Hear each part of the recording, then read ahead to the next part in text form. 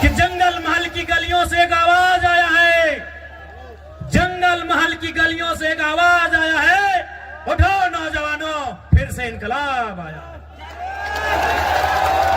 क्या आप तैयार हैं? और बैंक है, they have their vote banks because they are from NDA and India. कोई फर्क नहीं कैंडिडेट कौन होगा, who will be the candidate. आप इंडिया से हैं, इंडिया गठबंधन से हैं, ये लोग आपको वोट करेंगे। आप एनडीए से हैं, ये लोग आपको वोट करेंगे। I am an independent new Qamar party. हमारे झारखंड में भी क्या सेफ है, 81 में 56 इंडिया के पास, 24 एनडीए के पास, 56, 24, 80 हम अकेले हैं। यानी हमारे पास कोई वोट बैंक नहीं, हमारे पास कोई समीकरण नहीं। और हमने क्या कहा कि पार्टी बनती है बिगड़ती है, कोई आज बीजेपी में है कल को तृणमूल में चला जाएगा। समाज आपका चिरंजीवी है, आप समाज के साथ रहिए। किसी एमपी एमएलए में इतना ताकत आपने देखा था क्या? हमने स्पष्ट कहा कि आप हमारे राजनीतिक कार्यक्रम में आते हैं, अच्छी बात है, आप मेरी पार्टी के मीटिंग में आते अच्छी बात है, लेकिन आप समाज की मीटिंग में पहले जाइए। हमने एकमात्र भी एमएलए जिसने कहा था, जबकि आप भी जानते हैं 2029 में पता नहीं हमारा क्या होगा, क्योंकि हम नया विधायक है, हमारे पास कोई समीकरण नहीं है। 2029 में हमारे केसर समाज से होते तो हम भी बोलते पहले अपना देखते हैं भाई, लेकिन हम मैं यदि ममता बनर्जी घरे गिदर छुआ रहतो न तो टुकु समझतो न कि एते बड़ लोक एतना बेस हमार समाजटा है, मोर समाजटा।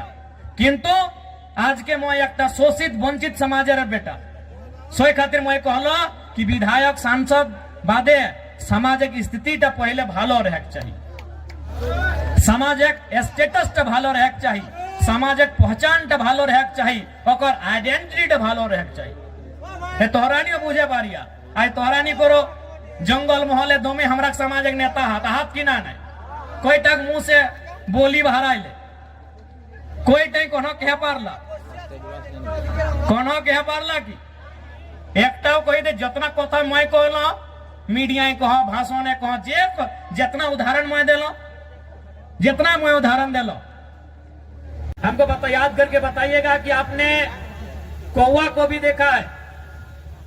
आपने की बोले कौवा के बोलते बारी ना, क्या आपने कभी कौवा के गले में या पांव में बेड़ी देखा है? क्या उसे कभी पिंजरे में देखा है? क्या उसे कभी किसी रस्सी में या किसी भी प्रकार से बंधन में देखा है? नहीं देखा है। आपने क्यों कौवा के बंधने देखे छी ना? क्यों नहीं देखा है? तो कौवा भले काला होता है, देखने में भले आपको बुरा लगे, देखने में बदसूरत लगे, लेकिन जो वो काव काव काव काव चिल्लाता है, काव काव जो करता है ना, उसकी मातृभाषा। और जो मातृभाषा बोलते हैं, मातृभाषा यानी हमारी मातृभाषा, हमारी परंपरा, हमारी संस्कृति, जो मातृभाषा बोलते हैं वो कभी गुलाम नहीं होते, उन्हें कभी कोई गुलाम नहीं बनाता। अपनी सुगा क्यों देखे छी? आपने सुगाई बोली ना, सुगा तोता पैरट देखने में बड़ा सुंदर होता है, पंख भी सुंदर होता है, चोंच भी सुंदर होता है और आवाज भी सुंदर होता है, लेकिन आपने क्या देखा होगा कि लोग उसे पकड़ते हैं, पहले उसके की बोली डंका काना सबसे पहले उसको तोड़ देते हैं, पांव में भी जरूरत पड़े तो एगो दुगो उसका तोड़ देते हैं और उसको भर के कहां रखते हैं? लोहे के पिंजरे में। भले उसको खाने के लिए चना दे, मूंगफली दे, लेकिन उसको गुलाम बना के रखते हैं कि नहीं? क्योंकि जो मिट्ठू जिसे कोई तोता कहता है, कोई सुगा कहता है, कोई पैरट कहता है, भले वो दिखने में सुंदर है, हरा है, चोंच लाल है, खाता भी बढ़िया बढ़िया है, लेकिन वो भाषा का नकल करता है। टेव टेव टेव टेव उसकी भाषा नहीं है, वो भाषा का नकल करता है, वो किसी और की भाषा को बोलने का प्रयास करता है, इसलिए लोग उसे गुलाम बना के रखते हैं। तो इसलिए एक बात तय कीजिए कि आपको आजाद रहना है या गुलाम रहना है। तो भैया अगर आजाद तो आपको उस कौवे की तरह अपनी संस्कृति, अपनी परंपरा, अपनी आइडेंटिटी, अपनी पहचान, उसके साथ आपको जीना होगा। तो क्या ये नौजवान पीढ़ी जो हमारा आने वाला भविष्य है, क्या वो आज के इस कार्यक्रम के माध्यम से ये प्रतिज्ञा लेंगे कि आप अपनी परंपरा, अपनी संस्कृति, अपनी मातृभाषा को बचाएंगे? क्या आप प्रतिज्ञा लेंगे? क्या आप अपने सामाजिक कार्यक्रमों को, अपने सामाजिक आंदोलन को आगे बढ़ाएंगे? क्या आप प्रतिज्ञा लेते हैं? आज आपको ये प्रण लेना होगा, क्योंकि 21वीं सदी में हम जी रहे हैं। आज बहुत जल्दी हम लोग दिशा से हट जाते हैं, अपने रास्ते से भटक जाते हैं। इसलिए आज नौजवान पीढ़ी को विशेषकर आपको ये प्रण लेने की आवश्यकता है कि आज हमारी पहचान क्या है, हमारी परंपरा क्या है। उस पहचान को, उस परंपरा को, उस भाषा, उस संस्कृति की विरासत को, उसे सुरक्षित रखना है। आज हमें यह प्रण लेना होगा। ठीक है दादा, टुकु बसुन। नमस्कार नमस्कार। তুমি নিয়েছি নাই, আমি বুঝতে পারি তুমি বসুন। आज ये प्रण लेने की आवश्यकता है, और विशेषकर जंगल महल के नौजवानों, मेरे भाइयों, मेरी बहनों, मेरे अभिभावकों, मुझे अफसोस होता है, मुझे दुख होता है आपको यहां देखकर। दुख हमें झारखंड के लोगों को भी देखकर होता है, लेकिन आपके लिए दुख थोड़ा ज्यादा इसलिए होता है कि जैसा भी सही, जमशेदपुर वालों को झारखंड मिला, सरायकेला वालों को झारखंड मिला, धनबाद वालों को झारखंड मिला, बोकारो वालों को झारखंड मिला, हजारीबाग गिरिडीह को झारखंड मिला, रामगढ़ को झारखंड मिला, रांची को झारखंड मिला, लेकिन झारखंड बनने का हकदार और झारखंड में शामिल होने का हकदार पुरुलिया, झारग्राम, बांकुड़ा के लोग भी रखते थे। आज बिल्कुल इस बात का अफसोस आपकी आंखों में भी झलक रहा है और हमें भी झलकता है।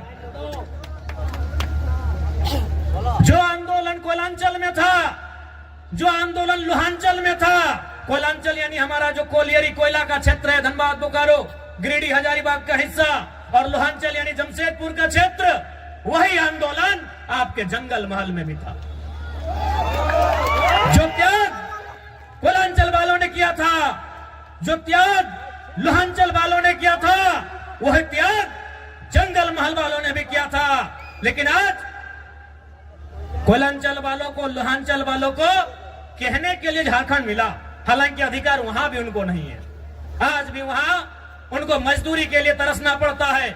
उनकी जमीनों में कोयला, उनकी जमीनों में अभ्रक, उनकी जमीनों में लोहा, उनकी जमीनों में लगभग 80 प्रकार के मिनरल्स पाए गए हैं, लेकिन आज उन्हें नौकरी के लिए तरसना पड़ता है। लेकिन हाँ, उनके पास कहने के लिए है, हमारे काछे ए शब्द अच्छे कि हमरा झारखंड, हमरा पवाली झारखंड, लेकिन आपके पास वह भी कहने को नहीं है कि हमारे पूर्वजों ने, हमारे बाप दादा ने जो आंदोलन किया था, जो संघर्ष किया था, उसके बदले आप उस झारखंड का हिस्सा नहीं बन पाए। तो कहीं ना कहीं इसमें भी साजिश है, साजिश है, बहुत बड़ी साजिश है। तो इसलिए नई पीढ़ी को यह प्रण लेना होगा कि हमारे पूर्वजों ने आंदोलन को जहां लाकर छोड़ा है, वो विरासत जो हमें देकर गए हैं, उस विरासत को यहां से फिर से हमें लेकर जाना होगा। क्या आप तैयार हैं? कि जंगल महल की गलियों से एक आवाज आया है, जंगल महल की गलियों से एक आवाज आया है, उठो नौजवानों, फिर से इनकलाब आया। क्या आप तैयार हैं? और देखिए नौजवानों, मेरे भाइयों, हम जिस रास्ते में चलने जा रहे हैं, जो कार्य हम करने जा रहे हैं, मानते हैं आसान नहीं है, एक काजटा सरल नहीं আছে, किंतु असंभव भी नहीं है।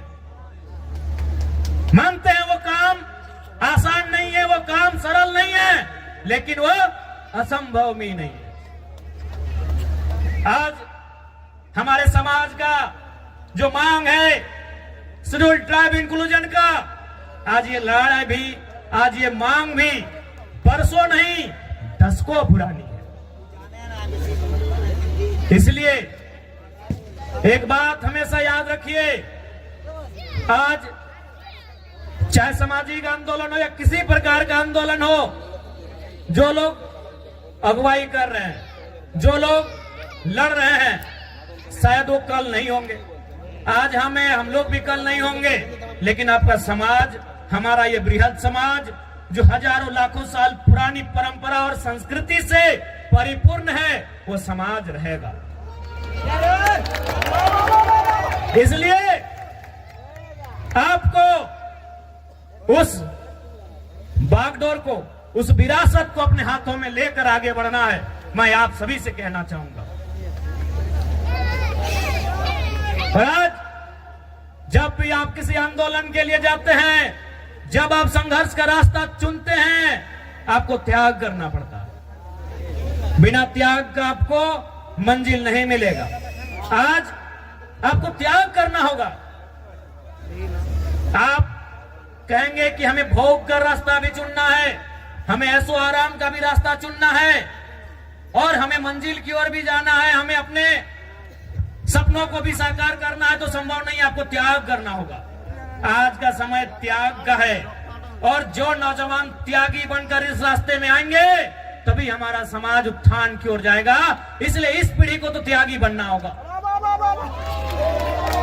हमारे जिले में एक वीर क्रांति दूत हुआ करते थे, शहीद शक्तिनाथ महतो। वो अक्सर कहा करते थे कि एक पीढ़ी को जेल जाना होगा, दूसरी पीढ़ी को गोली खानी होगी, तभी तीसरी पीढ़ी राज करेगी। हमारी एक पीढ़ी जिसमें शहीद शक्तिनाथ महतो स्वयं, जिन्होंने ये नारा दिया था कि एक पीढ़ी को गोली खाना होगा, और शहीद शक्तिनाथ महतो ने खुद गोली खाई। उनके साथ निर्मल दादा ने गोली खाया। ऐसे अनगिनत, गिनती हम नहीं कर पाएंगे, इतने लोगों ने गोली खाया। अब का जो समय है कि एक पीढ़ी गोली खाएगी, दूसरी पीढ़ी जेल जाएगी, ये शायद जेल की स्थिति वाला समय है। और आपने देखा पुरुलिया के जिले में, घाटशिला में हमारे 51 लोगों को जेल जाना भी पड़ा। लेकिन उन विषयों से, उन घटनाक्रम से आपको कतराना नहीं है, क्योंकि आपकी लड़ाई आपकी व्यक्तिगत नहीं है। आपकी लड़ाई केवल आपके लिए नहीं है, आपकी लड़ाई केवल आपके घर आंगन तक सीमित नहीं है। आपकी लड़ाई कई हजारों साल पहले जो सपना हमारे पूर्वजों ने देखा था, उस सपने को साकार करने की लड़ाई है। इसलिए आज आपको त्यागी बनना होगा। इसलिए आज आपको त्यागी बनना होगा। और एक बात याद रखिएगा, जो संघर्ष को चुनते हैं वही सफलता के करीब जाते हैं। आज का समय संघर्षों का समय है मेरे भाइयों। जो भी पर्व हम लोग मनाते हैं, उसका एक संदेश होता है। हमारे जो तो पर्व आछे, जो तो त्योहार आछे, ওদের ভিতর একটা মেসেজ আছে, সন্দেশ আছে কি আর মানে কি, এই কাজটা আমাদের পূর্বজ কি জন্য করেছে, এই কাজটা কেনে, এই বরদ খুঁটা কেনে, এই কাড়া খুঁটা কেনে, এই টুসু কেনে, এই করম কেনে, জিতিয়া পরব কেনে, এই কোনো না কোনো ওদের ভিতরে একটা মেসেজ আছে। তো বরদ খুঁটার মানে কি সবাই জানি कि हमरा चासा लोग माने की न, सावन महीना का जो समय होता है हम वो खेती बाड़ी करते हैं, धान लगाते हैं, हार जोतते हैं। इधर भी वही टाइम होता है ना। अब मार्च में नहीं ना करते हैं, मैं 2-4 को खेत देखे थे मार्च तरफ। यानी हम सावन महीना, जिसे हम लोग अंग्रेजी के कैलेंडर में जुलाई अगस्त के आसपास कहेंगे, यानी उस समय हम क्या करते हैं, हल चलाते हैं और खेत में धान लगाते हैं, और मूल हमारा संबंध धान से। उसके बाद का जो समय होता है सितंबर आधा, अक्टूबर पूरा, और थोड़ा सा नवंबर, यानी 1.5-2 महीना क्या होता है कि हमारा जो बरद है, काड़ा है, उसको रिलैक्स हो जाता है। तो भाई रिलैक्स हो जाता है तो उसको हम लोग क्या करते हैं, इस त्योहार में उसको पहले तेल लगाते हैं। हमरा की करी वाके तेल मखाए, कहे ना, तेल किसको मखाया जाता है, लगाया जाता है, जो थका हारा होता है। आज के यदि हमारे घरे यदि बाड़ी कोनो पहुना आसे, कोनो कुटुम आसे, तो हम उनको क्या करते हैं कि बैठिए थोड़ा तेल लगा देते हैं, भाई आप बहुत दूर थक के आए हैं। तो तेल किसको लगाया जाता है, जो थका होता है, तो हमारा जो बरद है, कड़ा है, ये सावन महीना में इसको जोतते जोतते नारते नारते ये थोड़ा थका है। अब इसको तेल लगा के बोल रहे भाई थोड़ा सा तुम अब तंदुरुस्त हो जाओ, तुम थोड़ा सा फिट फाट हो जाओ। कहे ना फिर अब आ रहा है कार्तिक और अगन का महीना कि धान काटना है और फिर तुमको गाड़ा गाड़ी में लोड करके घर पहुंचाना है। अब धान काटने के बाद फिर बरद गाड़ी में लोड करके घर भी पहुंचाना है और माड़ा भी रहना है, धान खिजाना भी है। तो इसीलिए इसको तेल लगाते हैं कि तुम अब या तुमको फिर से तैयार हो जाओ। यही हमें एटाई ना जिज्ञासा करছি कि भाई कोनो ना कोनो हमारे त्योहार हमारे पर्व मैसेज আছে, तो मैसेज की ना हम आपको तेल लगा दिया फिट फाट और अभी खूंटा भी कहे कि उसको गुस्सा दिला रहे हैं कि भाई तुम और गुस्सा हो जाओ, तुम ही रागे तुम ही रिझे। कहे ना इसी गुस्सा के साथ मेरा खेत से धान उठाना, हम लोग का खेत भाई सबका आधा खेत, आसान नहीं है। कुड़मीर खेत से धान उठाई के लाना आसान है कि? तो वही उसको गुस्सा दिलाते हैं, सूप से मंदिर बजा के ऐसे मैंने उसको हलकार के कि भाई हाँ तुम गुस्सा करो, तुम गुस्सा करो, हम चाहते हैं तुम गुस्सा करो, और उस गुस्सा के बदले जब हम धान खेत में तुमको नारेंगे फिर उठा के उसको बाहर लेके आना है। तो ये है हमारे बरद खुटा करने का, हम पीछे हमारे पूर्वजों का मतलब कि पहले तेल लगा के तुमको तरोताजा करेंगे। क्या कि सावन महीना के बाद तुम कुछ काम नहीं किया है, तुम आराम से घर में बैठा है, और सावन महीना के बाद हरा हरा घास मिलता है, और जितना बढ़िया बढ़िया खाने के बाद थोड़ा आदमी आलसी हो जाता है, तो इन लोग भी आलसी हो गया थोड़ा। तो इसीलिए अब फिर से आ गया है टाइम कार्तिक महीना का, अगहन महीना का। अब इन लोग को